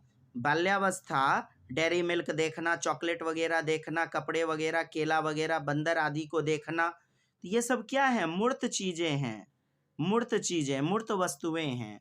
हाँ, जिसे आप देख पा रहे हैं, कॉन्क्रीट हैं। तब जाकर के बच्चा अगली कक्षा में जाता है, बच्चा किशोर हो गया, मैट्रिक में चला गया, 8वां में चला गया, 9वां में चला गया, बच्चा एब्स्ट्रैक्ट थिंकिंग भी कर पाता है, अमूर्त चिंतन को कर पाता है। तो सांवेदिक, मूर्त, अमूर्त, यह आपका क्रम में आएगा दोस्त, यही आपका सीरीज बैठेगा। जन्म से किशोरावस्था अर्थात जन्म अवस्था यानी सेंसरी मोटर स्टेज, जिसे इंद्रिय गामक या संवेगामिक अवस्था बोलते हैं, संवेदिक संवेगी अवस्था। फिर उसके बाद आपका जो है चाइल्डहुड स्टेज, बाल्यावस्था दूसरा अवस्था, फिर उसके बाद तीसरा किशोरावस्था। किशोरावस्था तो पहली अवस्था में क्या? सांवेगिक यानी कि संवेदनाओं से, सेंस ऑर्गन्स से बच्चा काम करेगा। दूसरा, बाल्यावस्था में बच्चा मूर्त चिंतन की ओर ध्यान देगा। मूर्त चिंतन यानी कि जो चीजें देख पाता है बच्चा, वहां तक ज्यादा रूप से सोच पाएगा। और फिर उसके बाद किशोरावस्था, थेल्स प्रमेय शुरू हो जाते हैं। हाँ, बच्चे में जो है ट्रिगोनोमेट्री का विकास हो जाता है, कोण वगैरह, कंग्रुएंट वगैरह, ये सारी चीजें बच्चा जानता है। अमूर्त रूप से भी बच्चा चिंतन कर सकता है, यानी कि 3 is the right answer. Sir अब पहला क्यों कटेगा? तो सर देखिए, मूर्त अवस्था, जन्म के समय बच्चे मूर्त रूप से क्या सोचेगा बच्चा? बच्चा तो संवेदनाओं के आधार पर सोचता है ना, सेंस ऑर्गन से, इसीलिए कट गया। दूसरा अमूर्त, बच्चा देखिए किशोरावस्था को क्रम में सजाने बोल रहा है, अमूर्त रूप से गलत हो गया ना दोस्त, पहले में ही अमूर्त दे दिया है। बच्चा अभी जन्म करके ठहरे हुआ है, बच्चा पैदा होकर के धरती पर अबे किया है, अभी वह धरती पर नवजात शिशु, अबोध बालक, अभी नई नई दुनिया में आया ही है, तो सेंस ऑर्गन्स पर काम करेगा ना। तो 2 ठरहड़ा। हाँ ठीक, कौन हंस रहे हैं जी? हंसी है, चलिए बढ़िया मित्र। 4 नंबर दोस्त, कॉन्सेप्ट के साथ पढ़ा रहा हूँ, कॉन्सेप्ट के साथ मित्रवत रूप से आपको बता रहा हूँ, बस हमारी भी लाज बचा लेना दोस्त। अच्छी लगे तो मौका देना उभर कर आने का, वरना कोई बात नहीं दोस्त। लाखों का ज्ञान छिप जाता है, सो जाता है, मैं भी कभी अंधेरे की गहराई में सो जाऊंगा। आपका आशीर्वाद, दुआ, प्रेम न मिला तो। अमूर्त, सांवेदिक, मूर्त। चलिए दोस्त, आगे बात ही नहीं करना है। 30 नंबर प्रश्न देखेंगे। हमारा 29 का 3 नंबर उत्तर हो गया। 30 नंबर प्रश्न है वही जॉन डीवी महोदय का, प्रगतिशील शिक्षा, प्रगतिशील कक्षा। तो प्रगतिशील कक्षा आपकी दोस्त में व्यक्तिगत विभिन्नताओं को, वही पर्सनल इंडिविजुअलिटी, व्यक्तिगत विभिन्नता को किस प्रकार देखा जाना चाहिए? क्या बताया मैंने दोस्त? आपकी कक्षा में कभी भी बाधा के रूप में नहीं देखना है व्यक्तिगत विभिन्नता को। हाँ, व्यक्तिगत विभिन्नता को कभी बाधा के रूप में, रुकावट के रूप में, चुनौती के रूप में, इसे मतलब रुकावट के रूप में कभी नहीं लीजिए, क्योंकि यह सीखने का संसाधन के रूप में काम करेगा ना। और प्रत्येक बच्चे का रूप, रंग, फिंगरप्रिंट, सोचने का ढंग, बात करने का ढंग एक जैसा नहीं होता, अलग अलग होता है। तभी तो तुमसे मिलना, तुमसे बातें करना बड़ा अच्छा लगता है। रोज रोज रोटी खाइए, अच्छा लगेगा जी। हलवा बना लेते, पूड़ी बना लेते, भोजन विविधता है। उसी प्रकार व्यक्तियों में पाया जाने वाला विभिन्नता को व्यक्तिक विभिन्नता, फ्रांसिस गाल्टन ने कहा तो कौन सा गलत कह दिया। अलग अलग कपड़े पहनते हैं, एक जैसा कपड़ा 1 साल तक पहनते रहिए, अच्छा लगेगा क्या? पोशाक विभिन्नता है। प्रश्न 4-5 गो आ जाएंगे दोस्त, इसे बढ़िया से देख लें आप। इसीलिए कक्षा में आप पॉजिटिव इसके उत्तर को चुनना है। व्यक्तिगत विभिन्नताओं को किस प्रकार देखा जाना चाहिए? योग्यता आधारित समूह बनाने का मापदंड। फिर समूह में नहीं बांटिए बच्चे को। क्यों? योग्यता आधारित यानी कि कोई बच्चा मैच्योर है, काफी ज्यादा अच्छी तरह समझ रहा है किसी चीज को, और कोई बच्चा समझ ही नहीं पा रहा है, यानी मूढ़ बालक है। तो ये सब काम कीजिएगा, ये सब नहीं करना है दोस्त, ये सब गलत बातें हो जाएंगी, यह करना अनुचित है। योग्यता आधारित समूह बनाना गलत बात। देखें फिर आपका क्या है दोस्त, हाँ जी, कहता है अध्यापन माने पहला नंबर विकल्प योग्यता आधारित समूह बनाना। योग्यता, कोई बच्चा लुसुर लुसुर समझ रहा है तो आप उसको जो है गधा कहिएगा, अलग कर दीजिएगा, उसका अलग ग्रुप बनाइएगा, बच्चा हीन भावना से ग्रसित हो जाएगा ना, तब तो आप पक्षपात कर रहे हो जी, गलत। दूसरा, अध्यापन अधिगम प्रक्रिया की परियोजना के लिए महत्वपूर्ण है। क्या मैंने व्यक्तिक विभिन्नता अध्यापन टीचिंग लर्निंग प्रक्रिया प्रोसेस के लिए काफी ज्यादा महत्वपूर्ण है, इम्पोर्टेंट है, बहुत जरूरी है। हाँ, एक बच्चे को दूसरे से बात करना क्यों अच्छा लगता है? क्योंकि वह उसके जैसा नहीं है, उसमें कुछ दूसरी लक्षण अच्छे हैं। हाँ, एक जैसा बात करे, हेलो कैसे हो, हाँ ठीक हूँ, तुमने क्या पढ़ा कल, सर क्या पढ़ाए थे, उसी तरह दूसरा बच्चा जवाब देगा, सर कल पढ़ाए थे। अरे तुरंत चमाट लग जाएगा, मारेगा कान के जोड़ उखाड़ करके, कहेगा मेरे जैसा तुम नकल करता है, कॉपी करता है, बेउदरा चोट्टा बेसरा नालायक कहीं का। मतलब चिढ़ाते हो मुझे तुम। तो व्यक्तिगत विभिन्नता, लोगों में अलग अलग गुण पाए जाते हैं दोस्त। ये तरह तरह की आपके उदाहरण हैं, बस किसी दिल पर ठेस ना पहुंचने के लिए मेरा यह मोटिव नहीं है दोस्त। कृपया ऐसा होता है तो क्षमा करेंगे, उदाहरणों को बाहरी दुनिया से जोड़ रहा हूँ बस। जो कि एनसीएफ 2005 आपकी कहती है मित्र। चलिए, आपको आपने देखा कि परियोजना, परियोजना क्या है, प्रयोजना विधि किसने दिया, मतलब हेनरी किलपैट्रिक ने दिया था, जिसे प्रोजेक्ट विधि भी कहते हैं। हालांकि जॉन डीवी ने शुरू किया हुआ था परियोजना विधि।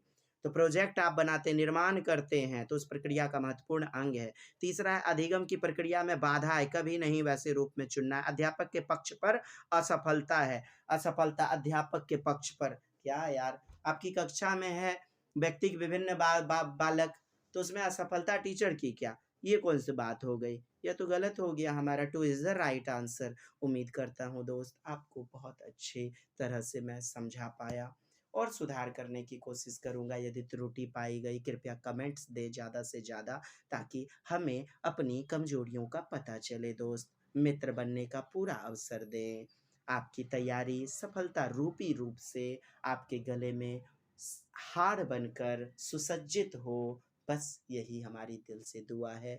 बस इस दुआ को और आगे ले जाना चाहते हैं, लॉन्ग लास्टिंग पाते रहना चाहते हैं, तो हमें भी अपनी दुआ दें, शेयर करें, सब्सक्राइब करें, आगे बढ़ें।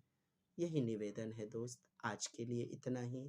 आप सभी मित्रगणों को, आप सभी भाइयों को एवं उनकी बहनों को प्यार भरा प्रणाम, नमस्कार, जय हिंद, जय भारत, वंदे मातरम।